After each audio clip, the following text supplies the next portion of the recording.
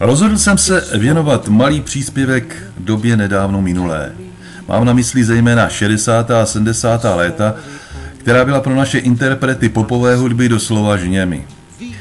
Celý princip byl vlastně nechtěně podporován tehdejším režimem. Tento se snažil všemocně zabránit řadovému občanu, aby byl ovlivňován pokleslou západní kulturou. Světové hity a západní žebříčky pop music se k nám dostávaly buď se značným zpožděním nebo vůbec. O rockové hudbě ani nemluvě. Nadšenci pak byli odkázáni na různé tehdy pokoutné cesty, jako byl například poslech rušeného rádia Luxemburg nebo rozkvětající obchod se západními LPčky na černých burzách, kde však ceny novinek šplhaly do závratných výšin. Jinak tomu však bylo na naší popové scéně. Řadu světových hitů tehdy u nás proslavili naši interpreti dříve, než se k nám originál písně oficiálně dostal.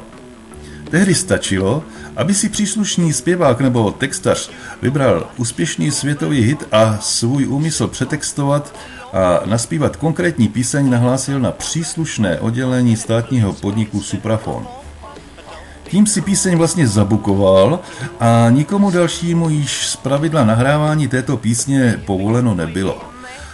Český text byl ale podmínkou. Použití původního, zejména anglického textu by neprošlo. Tento postup nelze nazvat nelegální, i když autorská práva západních autorů se neřešily. Žádat o povolení autora hudby nutné nebylo a pokud by se tento chtěl domáhat svých práv, tvrdě by narazil na železnou oponu. Připomeňme si některé tehdy vypůjčené hity. To, co slyšíme, je píseň Elvise Presleyho Don't Be Cruel, nebuď krutá. Tehdy začínající zpěvačka Eva Pilarová společně s textařem Jiřím Suchým byli trochu krutí k této písni a upravili ji dle možností orchestru a potřeb divadla Semafor. Eva se s touto písní pod českým názvem Co je to láska proslavila. Píseň je však spíše známa jako Kočka není pes a my si obě verze porovnáme. Don't be cruel to a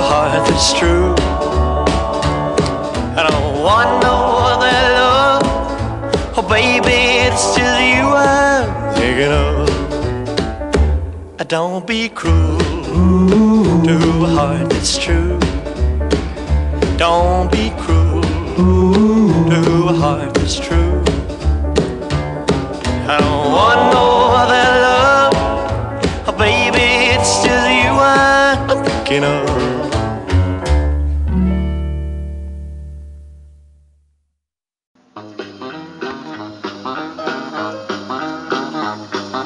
Že kočka není pes, že včera není dnes, že bývat není swing a louka není les, to každý zná, to každý ví. Že chatrč není hrad, že jistě není snad, že vůně není zápach a zápor není klad, to každý zná, to každý ví. Jednu však starost má, stázka není tam, marně se ptám. Že čočka není hra, že úvej není A, že tudy nejsou nebe a Waldorf není vlak, to každý zná, to každý ví. Že celek není kus, že mokres není vůz, že Brno není Praha a Armstrong není Rus, to každý zná, to každý ví. Jednu však starost má, stázka není zlá, marně se ptá, nikdo nezná. Koncem roku 1964 zazářila anglická zpěvačka Petula Clark se svojí písní Downtown, která rázem obsadila první místa západních hitparád. Tuto píseň ještě začerstva otextoval Jiří Štajdl, který se snažil anglický výraz pro městské centrum downtown, který v textu dominuje, nahradit podobným českým slovem. To se mu podařilo a vznikla česká hitovka s názvem Pátá. Příležitost dostala tehdy začínající hvězdička Helena Vondráčková a i tento hit jí pomohl ke strmému vzestupu.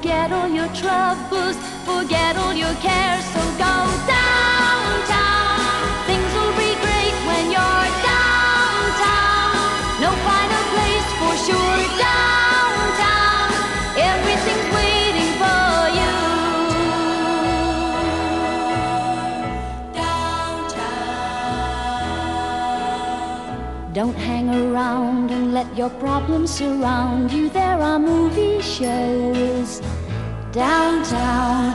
Maybe you know some little places to go to where they never close. Downtown, just listen to the rhythm of a gentle bossa nova. You'll be dancing with them too.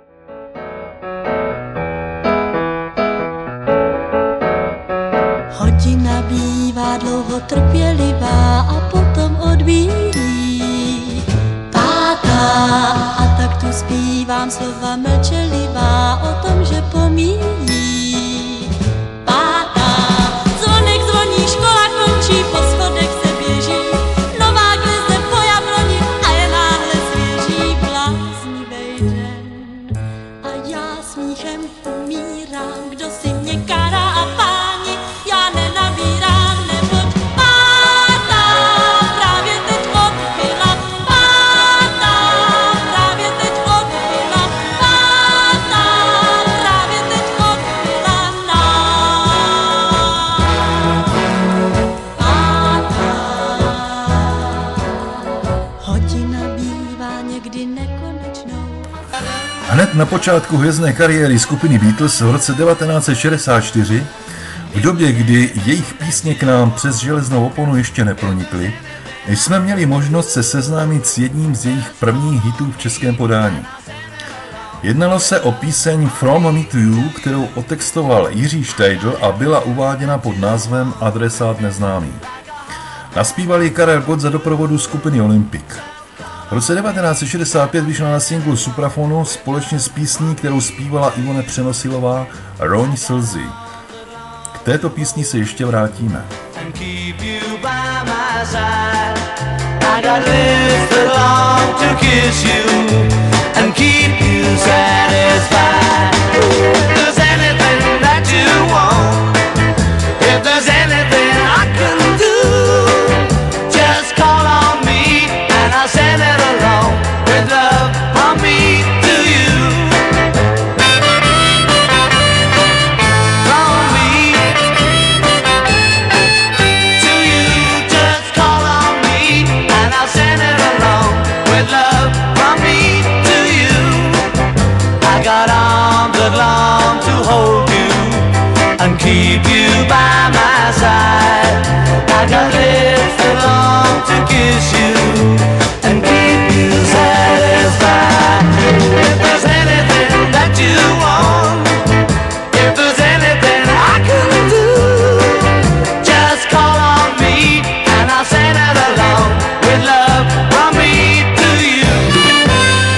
you, to you.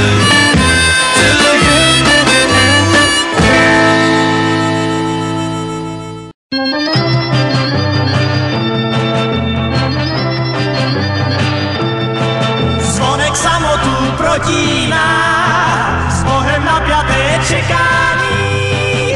A vím, že teď jdu si pro odpověď od ní, od ní. Psaní padá mi do klína, vraťte adresát neznámý.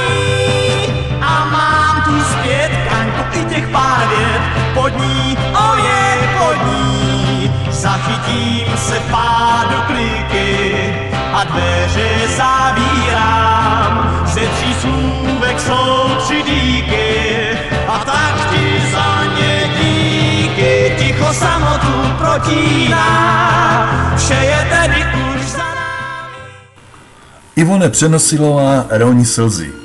To byl opět vypůjčený úspěšný song od americké zpěvačky Brandy Lee s původním názvem I'm Sorry. Text opět napsal Jiří Štajdl, který si ze západních žebříčků popmuzik dost často muziku půjčoval. Nutno podotknout, že Ivone tuto píseň naspívala bezvadně. Není třeba připomínat, že mluvíme o písních, které se u nás staly hity v dobách, kdy originály z našich médií nikdo neslyšel.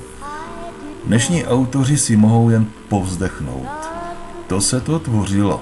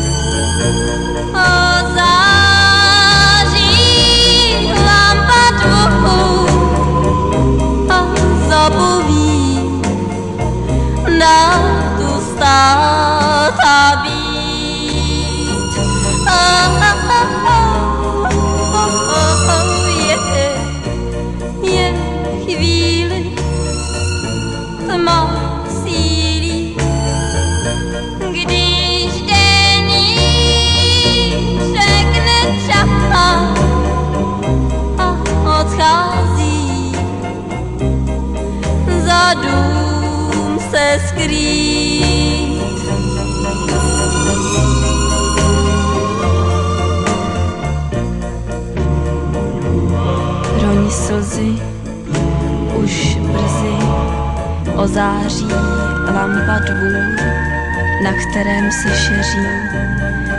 Jen pavlač nahoře zůstane temná, tam budu tiše stát, až dole cvakne klika dveří.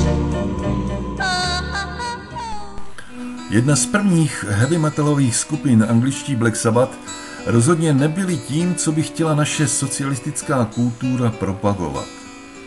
Přesto se jeden z jejich hitů She's Gone z roku 1976 podařilo u nás uvést. Píseň otextoval Jaromír Nohavica a bezvadně ji naspívala Marie Rotrová. Název písně byl Lásko voníš deštěm. Málo kdo tenkrát tušil, že poslouchá píseň Ozzyho Osbourna.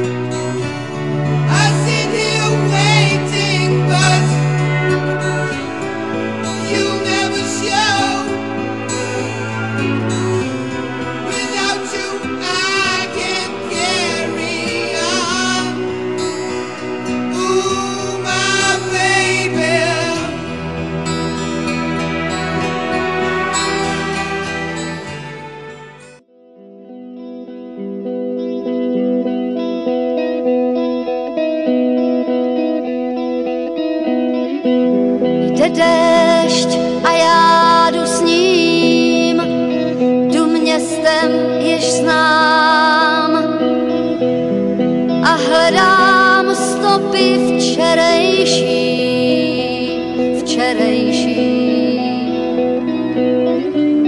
Jdu stejným směrem, jak dřív a vzpomínám a všechno zdá se krásně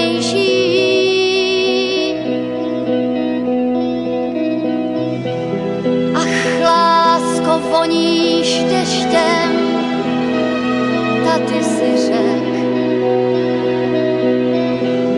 Myslím, že vítr tehdy vál, vítr vál. Jsou to už stovky let, kabát si svlék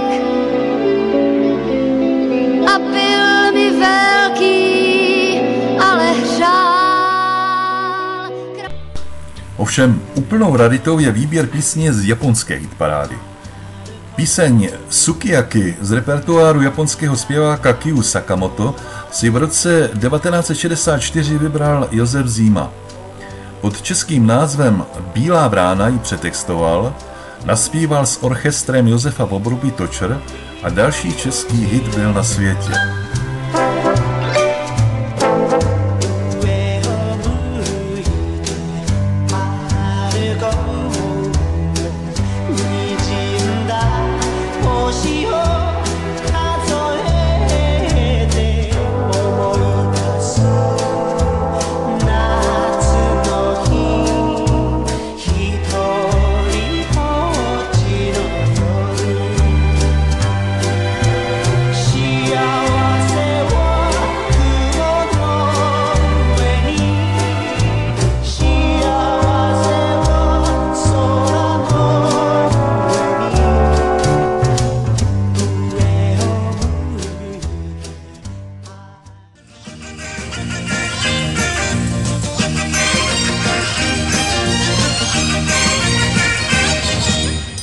Když jsem šel tuhle kránu, potkal jsem bílou vránu, odkud pak šla, to ví Bůh, možná taky z plánu, tak jdem ve dvou, mourovatou tmou, s tou bílou vránou na Letnou. Povídám důležitě, mé milé ptačí dítě, jak to, že noc, děsná noc, vůbec neděsí tě, proč bílý den neláká tě ven, proč pod mě šlapeš černou zem. Až když se skryl stín za světlo denní, já pochopil, že to promílení.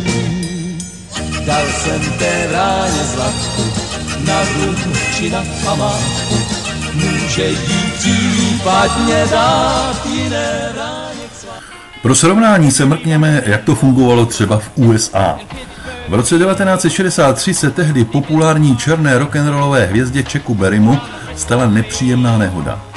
Byl obviněn z toho, že ve svém Cadillacu unesl do Mexika nezletilou dívku s úmyslem ji pohlavně zneužívat. Soudce i porota byli nekompromisní a Čech dostal 3 roky na tvrdo.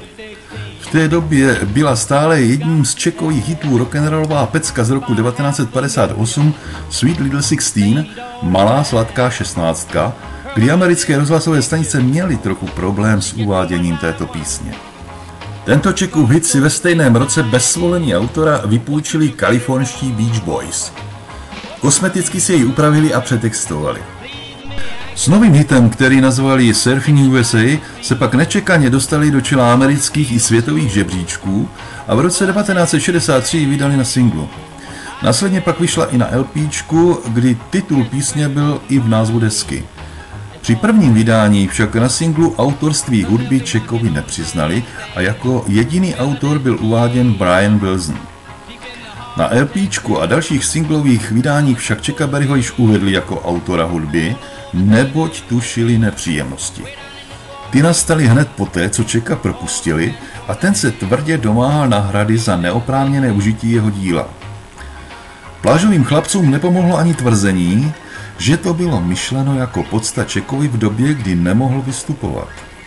Po soudních tahanicích došlo k dohodě a agentura Beach Boys si musela od Chucka za tučnou provizi autorská práva dokoupit. No nic takového však našim interpretům nehrozilo.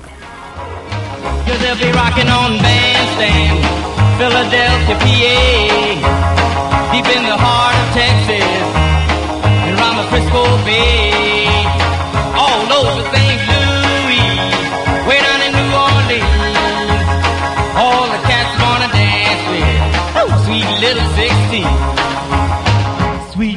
16. She's got the grown-up blues, tight dresses and lipstick. She's sporting high-heel shoes. Oh, but tomorrow morning she'll have to change her trend and be sweet 16 and back in class again. But they'll be rocking in Boston, Pittsburgh, PA. If everybody had an ocean across the USA, then everybody'd be serving like California. You'd see them wearing their baggies, Warachi sandals too, a bushy blonde hairdo, surfing USA. You'll catch them surfing at Del, Ventura County line, Santa Cruz and Trent, Australia's Caribbean, all over Manhattan, and down Doheny Way. Everybody's gone surfing USA. We'll all be planning out a route we're gonna take real soon. We're waxing down our surfboard, we can't wait for June. We'll all be gone for the summer, we're on safari to stay. Tell the teacher we're surfing USA. And Hangar Keys and Swan, Pacific Palisades. Napadá mne celá řada hitů, které by stály za připomenutí. Tak alespoň na závěr si pustme něco hodně povedeného. Zpěvák Jiří Schellinger si v roce 1976 již uvědomoval, že komerčně zaměřené hity Františka Ringo Čecha nejsou tím, co by mělo jeho duši rockera naplnit uspokojením. V té době šel do sebe a naspíval rockovou baladu skupiny Deep Purple Soldier of Fortune, voják štěstěny. Píseň otextoval stejně jako Holubý dům Zdeněk Svěrák a dal jí název Šípková růženka. S Holubým domem to byly pak dva největší hity, které kdy Jiří naspíval. No tak zase někdy.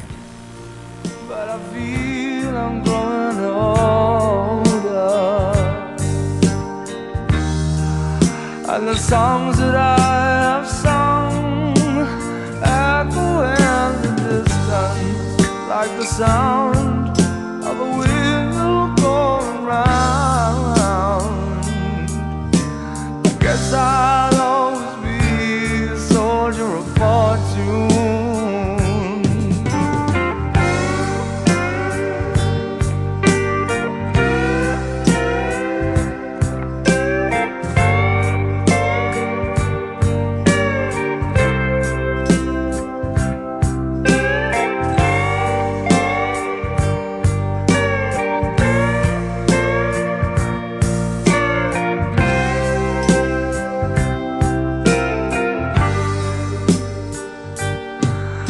Times have been a traveler, look for something new. In days of old, when nights were cold, I wandered without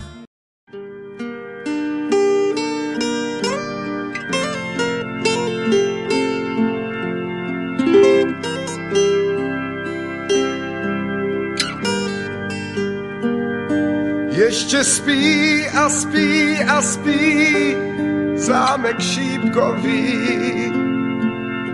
Žádný princ tam v lesích ptáky neloví. Ještě spí a spí a spí dívka zakletá. U lůžka jí planá růže rozkvétá. To se schválně dětem říká, aby s důvěrou šli spát, klidně spát, že se dům probouzí a ta kráska procitá. Zatím spí tam dál, spí tam v růžích.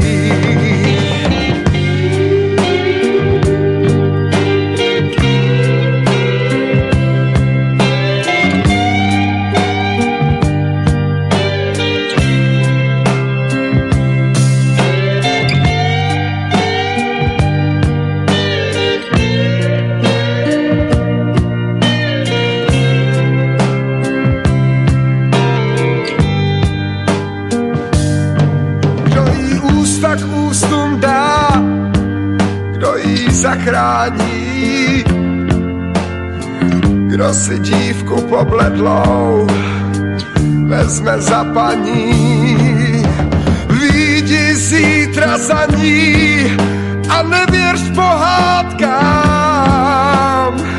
Žádný princ už není, musíš tam jít sám. To se schválně dětem říká, aby s důvěrou šli spát, klidně spát, že se dům probouzí a ta kráska procitá.